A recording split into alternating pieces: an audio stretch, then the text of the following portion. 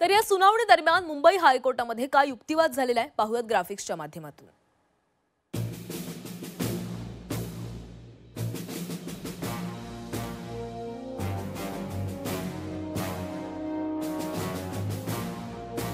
त्याचं सदावर्तेंनी म्हटलंय, दक्षिण मुंबईत रास्ता रोको केला जातोय। आंदोलनाविरोधात अनेक याचिका दाखल झाल्याचं महाधिवक्त्यांनी सांगितलं। आंदोलनात कोर्टाच्या अटींचं उल्लंघन झाल्याचा दावा सदावर्तेंनी केला, तर नियमांचं पालन करणं त्यांचं काम आहे, त्यांनी करावं असं महाधिवक्त्यांनी सांगितलं। 5000 आंदोलकांची परवानगी होती, मात्र हजारो लोक आलेत असं सदावर्तेंनी म्हटलं। शनिवार रविवारचं आंदोलन विनापरवानगी झाल्याचं सदावर्तेंचं म्हणणं आहे, तर संध्याकाळी 6 पर्यंतच परवानगी होती, त्याचंही उल्लंघन झाल्याचं सदावर्तेंनी म्हटलंय। आंदोलनात थेट राजकीय हस्तक्षेप झालाय। पवार ठाकरेंचे लोक रसद पुरवतायत। आंदोलकांकडनं मुख्यमंत्र्यांबाबत अपशब्द वापरण्यात आल्याचं सदावर्तेंनी म्हटलंय। कोर्ट परिसराला आंदोलकांचा घेराव आहे का असा सवाल कोर्टानं केला। लोक रस्त्यावर उतरले, तुम्ही गप्प का असंही कोर्टानं विचारलं। तुम्ही ताबडतोब रस्ते रिकामे का केले नाही अशी विचारणा कोर्टानं केली आहे। यंत्रणांना आंदोलनकर्त्यांकडून धमकी दिल्याचं महाधिवक्त्यांनी सांगितलं, तर राज्यभरातून आंदोलक बोलावू अशी धमकी दिल्याचं महाधिवक्त्यांनी सांगितलं।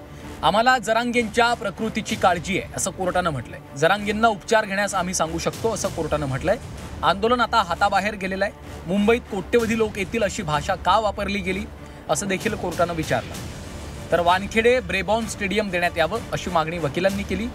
तर 26 ऑगस्टच्या आदेशाचं पालन करा असं कोर्टानं म्हटलंय। शाळा कॉलेजेस नोकरदारांना त्रास नको।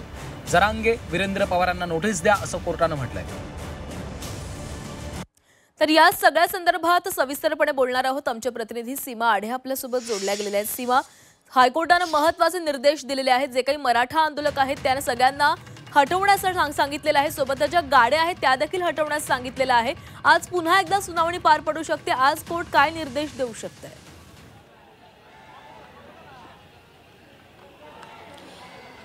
नक्कीच खरं तर मोठ्या संख्येनं मराठा आंदोलक आणि मोठ्या संख्येनं वाहनंही मुंबईमध्ये दाखल झाल्यामुळे मुंबईचा जो स्पीड आहे तो कमी झाल्याचं आपल्याला पाहायला मिळालं। आताही माझ्या मागे बघितलं तर मोठ्या संख्येनं जे ट्रक आहेत, चारचाकी वाहनं आहेत, तर टेम्पो आहे ते आपल्याला रस्त्यावरती पार्क केल्याचं पाहायला मिळतं। आणि यावरूनच काल उच्च न्यायालयाने नाराजी व्यक्त केलेली होती आणि यामुळे सामान्य मुंबईकरांना, सामान्य नागरिकांना नाहक त्रास जो आहे तो कुठेतरी सहन करावा लागतो आणि यावरूनच कोर्टाने आपली नाराजी व्यक्त केलेली होती। सोबतच काही तासांचा वेळसुद्धा मराठा आंदोलकांना देण्यात आलेला आहे, जेणेकरून पुन्हा म्हणजे नियमांचं पालन करतील आणि ज्या पद्धतीनं परिस्थिती सध्या मुंबईमध्ये निर्माण झालेली आहे ती पूर्वपदावरती येईल। आज 3 वाजता उच्च न्यायालयामध्ये पुन्हा एकदा याच संदर्भात सुनावणी पार पडणार आहे आणि आज कोर्ट खरं तर आपला निकाल देणार आहे आणि ज्या ज्या नियमांचं उल्लंघन झालं त्या संदर्भात कोर्ट नक्की काय टिप्पणी करणार हे पाहणं महत्त्वाचं असणार आहे। मात्र काल सुनावणी पार पडल्यानंतर कोर्टाने नाराजी व्यक्त केल्यानंतर सुद्धा अजूनही आपल्याला CSMT स्थानकाच्या बाहेरची ही दृश्य सध्या आपण पाहतोय।